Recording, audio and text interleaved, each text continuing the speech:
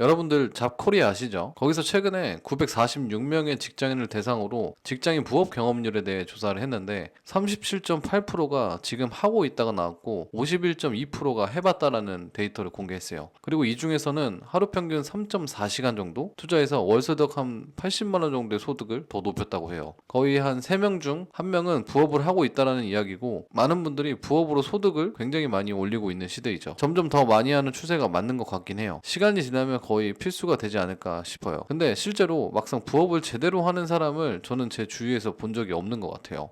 여기서 제대로 한다는 뜻은 부업을 통해서 어떤 유의미한 수익을 만들어내는 경우를 말해요. 단발성으로 10만 원에서 뭐 30만 원 뭐 이렇게 벌었다 이런 거 말고요. 1년 뭐 2년 넘게는 뭐 돈을 벌면서 지속할 수 있는 그런 부업이요. 사실 저는 퇴근 후에 유의미한 수익을 얻기 위해서 부업이란 부업은 정말 다 해본 것 같은데요. 뭐 블로그, 쿠파스, 전자책, 커뮤니티 운영, 체험단, 인스타, 유튜브, 앱테크 3개, 물류알바, 배달알바 한 이렇게 해서 12가지 정도 퇴근하고 해본 것 같아요. 저는 이 중에서 월급 이상을 벌고 있는 것을 최종적으로 선택해서 지금까지 계속하고 있는데, 반대로 단 한 푼도 못 벌고 시간 낭비한 부업도 굉장히 많았어요. 그래서 이 영상에서 제가 오늘 부업 12가지 이상을 다 해보고 느낀 어떤 추천하는 부업과 시작하기 전에 알고 있으면 도움 될 만한 내용들을 좀 말씀드려보려고 해요. 이것만 알고 있으면 어떤 부업을 할지 고민할 필요도 우왕좌왕할 필요도 없으실 거예요.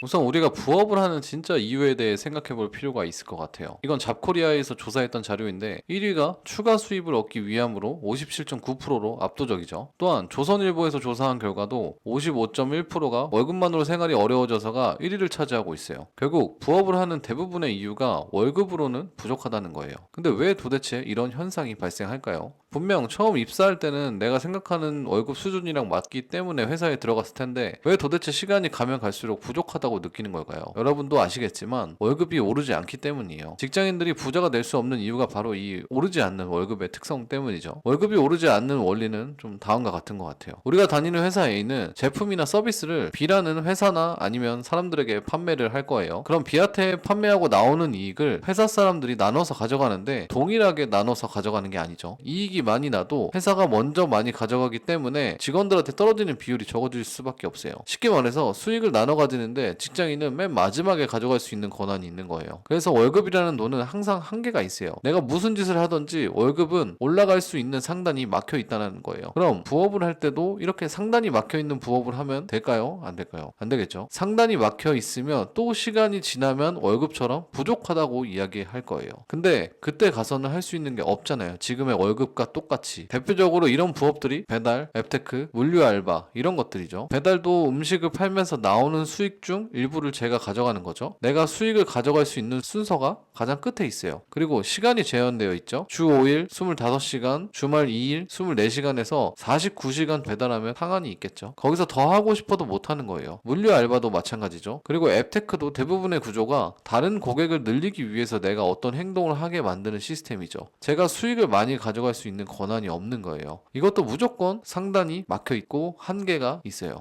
그럼 우리는 어떤 부업을 해야 하냐면, 수익을 우리가 다 가져갈 수 있는 구조와 플러스로 상단이 없는 부업을 해야 해요. 상단이 없는 온라인의 세계에서 우리는 무엇이든지 직접 파는 부업을 해야 하는 겁니다. 온라인에 내가 팔 것을 올려놓으면 시간에 제한받지 않고 계속해서 판매할 수 있겠죠. 내가 회사를 다니는 동안에도 온라인에 올려놓은 내 상품이나 서비스는 팔릴 수 있다는 거예요. 그럼 그게 많이 팔리면 팔릴수록 나의 수익은 올라가는 구조이고요. 그럼 아까 말했던 월급의 한계를 모두 극복할 수 있는 수익원을 가져가는 거예요. 그리고 이 온라인에서 무엇인가를 파는 부업의 가장 큰 장점은 바로 나만의 실력을 계속해서 쌓아갈 수 있다는 점이에요. 단순 부업이 아니라 시간이 지나면서 실력이 올라가게 되면 퇴사를 하고 나서도 이 일을 계속해서 할 수 있다는 거죠. 퇴사하고 새로운 회사를 찾아서 이력서 넣고 할 필요가 없이 저희는 그냥 하던 거 하면 되는 거죠. 지금 저희 나라에 55세부터 79세 사이에 경제활동을 하고 있는 인구 추세를 보면 2020년도부터 해서 지금까지 계속해서 늘어나고 있어요. 지금은 55세부터 79세에 1600만 명이 경제활동을 하고 있다고 하고요. 이 뜻은 당연히 우리도 55세 은퇴하고 나면 경제활동을 해야 한다는 거죠. 근데 그때 가서 배달알바 했던 거나 물류, 앱테크 했던 것들을 활용할 수 없잖아요. 그때 가서도 온라인 판매는 지속적으로 해왔다면 그걸 은퇴하고도 할 수 있다는 거예요. 그럼 이제 어떤 부업을 할지는 정해진 거예요. 온라인에서 일단 팔아야 한다. 그럼 이제 다음은 무엇을 팔 것이며 어떻게 팔 것이냐가 남았어요. 팔 것은 크게 두 개로 나누어집니다. 내가 가지고 있는 것에서 팔지 아니면 다른 사람에게 사와서 팔지예요. 저는 개인적으로 자신이 가지고 있는 것을 파는 것이 가장 좋다고 생각해요. 왜냐면 다른 사람한테 떼와서 파는 것은 그만큼 그 상품이나 서비스에 대한 이익을 이미 그 사람이 떼서 가져갔기 때문에 온전히 내가 먹기 어렵잖아요. 마진이 작다는 거죠. 그래서 저는 일반적으로 나로부터 능력이나 재능을 판매하는 것이 가장 좋다고 생각해요. 근데 이건 개인차가 있기 때문에 어떤 것이든 상관은 없습니다. 그럼 이렇게 팔 것이 정해졌다면 어떻게 팔 것인지를 이제 정해야 해요. 이것도 크게 두 가지로 나눠집니다. 쿠팡이나 네이버 스마트 스토어 같은 플랫폼에서 팔 것이냐 아니면 나만의 홈페이지에서 판매를 할 것이냐예요. 이걸 어떻게 보면 자사몰이라고 하죠. 이 둘의 가장 큰 차이는 수수료를 내느냐 안 내느냐의 차이겠죠. 쿠팡이나 네이버 스마트 스토어에서 판매하면 그 플랫폼 안에서 광고도 돌려야 하고 수수료도 내야 하기 때문에 내가 먹을 마진이 줄어들겠죠. 반면에 나 자체 홈페이지에서 팔기 위해서는 고객을 내 홈페이지에 넣어줘야 하는 과정이 필요하게 되는 거예요. 하지만 판매 수익은 제가 다 먹기 때문에 마진이 굉장히 높겠죠. 결국 플랫폼에 수수료를 내는 이유는 플랫폼은 트래픽을 가지고 있기 때문이에요. 그거에 대한 비용을 내라는 거죠. 이건 마치 우리가 백화점에 입점하는 것과 동일한 현상이에요. 백화점에는 항상 손님이 많이 오니까 내 상품이 팔릴 확률이 높아지잖아요. 그러니까 백화점의 자리값으로 수수료를 내야 하죠. 반면에 백화점에 안 들어가면 밖에서 내 매장을 차려서 판매하려면 사람을 끌어모아야 하잖아요. 그게 온라인에서는 어떻게 보면 자사몰과 같은 개념이죠. 여기서 이 고객을 내 홈페이지에 넣어주는 게 무엇이냐면 바로 인스타그램, 유튜브, 스레드, X, 틱톡 이런 것들이에요. 그래서 사람들이 유튜브나 인스타그램과 같은 소셜 미디어를 하는 이유가 바로 고객을 내가 만들어서 내 자사몰에 넣으려고 하는 방법이죠. 저는 여기서 플랫폼에 의존하는 게 아닌 자체 홈페이지에 내가 고객을 넣어주는 구조로 가는 걸 선호합니다. 이건 사실 저의 개인적인 선호가 아니라 이제 시간이 지나면 지날수록 점점 후자가 훨씬 유리하다는 것을 사람들이 인지하게 될 수밖에 없을 거예요. 제가 이 부분까지 여기서 다루게 되면 영상이 너무 길어져서 다른 영상에서 아예 따로 만들어서 정리를 해볼게요. 이 부분은 플랫폼에 들어가는 것보다 자사몰이 좋을 수밖에 없는 이유에 대해서요. 그럼 결론적으로 저희는 지금 온라인에서 판매할 것을 정했고 그 판매를 온라인 어디서 판매할지를 정한 거예요. 그럼 판매할 것의 가격을 올릴 수 있는 방법을 강화하고 온라인에서 고객을 더 많이 데려올 수 있는 방법들을 강화해 가면서 상단이 없는 돈의 종류를 얻을 수 있는 거예요. 즉 부업소득은 내가 파는 것 가격 곱하기 그걸 사는 고객으로 이루어진 식이 나오게 되는 거죠. 회사에서 돈 버는 구조와는 완전히 다른 방법이에요. 내가 노력하는 것에 돈이 일직선으로 연결되어 있는 거예요. 저는 이런 부업을 해야 한다고 생각해요. 회사에서 가지고 있지 않는 특성을 가져갈 수 있는 부업이죠.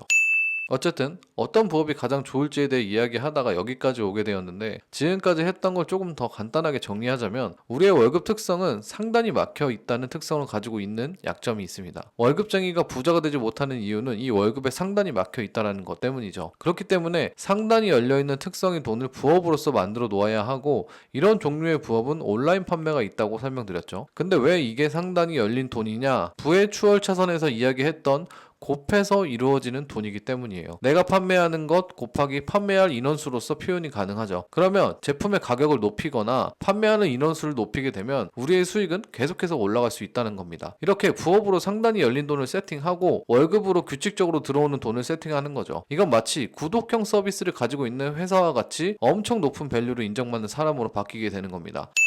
오늘 영상은 여기까지고요. 벌써 구독자가 1006명이네요. 이 계정이 10만 구독자가 되기 전에 일찍 구독을 하시면 아마 계정이 커졌을 때 초기 멤버라는 자긍심이 생기실 거라 생각합니다.